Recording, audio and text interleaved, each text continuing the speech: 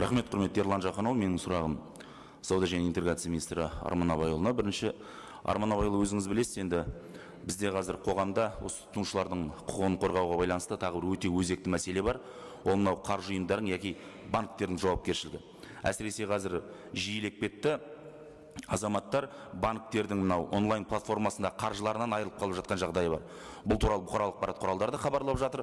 Бірақ банктерге мынау онлайн жаңағы олардың жүйесіндегі ақшасынан айырылған азаматтар бар, арыз жазса, олар сіздің ақшаңызды шетелден шешіп алды, тиісті пин-кодты барлығын тексерді, сондықтан біздің қатысымыз жоқ дегендей жалтарма жауап береді. Осы тұрғыда осы заңның ішінде қаржылық ұйымдардың жауапкершілігі көзделді ме?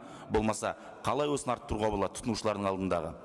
Осы сұраққа жауап берсеңіз, және көлік министрлігінің өкіліне бір талап тілегім бар. Бұл ашық хат бойынша қазір бүгін жарияланды. Осы отырған баршамыздың талап тілегіміз шығар.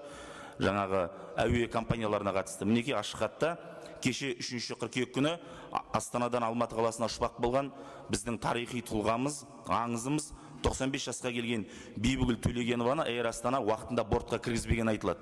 Ол әуежайға келеді, ол біздің тарихи тұлғамыз, бірақ барлық азаматтар отырып болғасын ғана ішке кіресі деп тоқтатып қояды. 95 жаста соншалық тарихи тұлғамыз мүгедектер арбасында отыр. Мінекей, сондықтан дәл осы мәселеге қатысты шара қолданасыз, осыны қаперіңізге аласыз деген сенімдемін. Бұл елдің, халықтың, осы отырған баршамыздың талап тілегіміз деп білерсіз. Рахмет.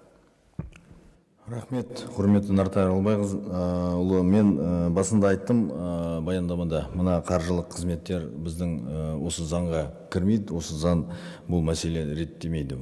Мына сіз айтқан мәселелер, мен ойлаймын, мына құрметті Ерлан Жақанұлы айтты ғой, банк туралы басқа заң жобасы болады, сонда қарастыруға болады. Рахмет.